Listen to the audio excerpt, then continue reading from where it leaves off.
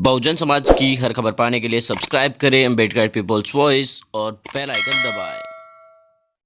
और फ्रेंड्स, मैं रुद्राम रोलियर आप देखना शुरू कर चुका हूं अम्बेडकर पीपल्स वॉइस। आप सभी को पता है कि दलित पिछड़े आदिवासियों पर लगातार अत्याचार की घटनाएं बढ़ी है और खास तौर से दलितों पर पूरे देश भर में अत्याचार की घटनाएं पिछले दिनों बढ़ी है और खास तौर से कई जगह ऐसे मामले भी आई है जहां पर पुलिस ही सवालिया निशान के घेरे में हो जाता है। लेकिन आप सभी को पता है कि जब दलितों पर अत्याचार होते हैं और अत्याचार के मामलों को अगर पुलिस भी नहीं सुनती है, कहीं भी इंसाफ नहीं मिलता है, तो उसके बाद SC आयोग में जाया जाता है, यानी नेशनल जो शेड्यूल कास्ट कमीशन होता है वहाँ पर जाया जाता है और वहाँ पर न्याय मांगने की कोशिश की जाती है। राष्ट्रीय अनुसूचित जाति आयोग जो होता है उसके अंदर जाया जाता है और वहाँ पर न्याय मांगने की कोशिश होती है।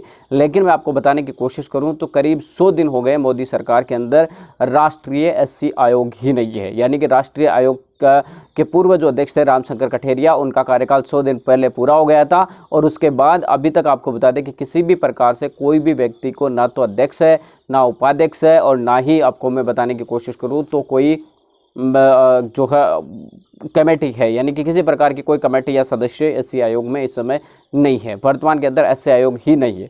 SC आयोग के अंदर सिर्फ और सिर्फ अधिकारी बैठते हैं, उसके अलावा कुछ भी नहीं है और अधिकारियों के पास किसी भी प्रकार का कोई कार्रवाई करने का कोई वो भी नहीं होता, अधिकार भी नहीं होता और वो कार्रवाई आपको बताया कि करते भी नहीं है। वो सिर्फ ताश पत्ती खेलने के अलावा और कुछ भी नहीं करते हैं अगर उनको कोई आदेश देने वाला नहीं हो। मोदी सरकार के दूसरे कार्यकाल के अंदर SC आयोग का चेयरमैन अभी तक नहीं बनाया गया है। करीब हम आपको बताने की कोशिश करें तो SC आयोग के एक जानकार अधिकारी ने हमें जानकारी दी कि SC आयोग के अंदर पुराने मामले जो है वो करीब पिछले 2-3 सालों के 5-4 सालों के आपको बता दें कि 10,000 से ज़्यादा मामले हैं वो पेंडिंग पड़े हैं। इसके अलावा हर दिन रोज़ जो है 100 से ज़्यादा कंप्लेंट्स हर दिन आती है, यानी कि हर दिन करीब 100 जो है कंप्लेन आती है। इसके अलावा पिछले सालों के भी 10,000 से ज़्यादा मामले अधिक पेंडिंग पड़े हैं। तो आप सोच सकते हैं कि कितने सारे मामले जो है पेंडिंग पड़े और उन पर किसी भी प्रकार की कोई कार्रवाई नहीं हो रही है, क्योंकि उसका SC आयोग का अध्यक्ष भी नहीं है, उपाध्यक्ष भी नहीं है और कुछ भी नहीं है। मतलब कुल मिलाकर आप समझ लीजिए।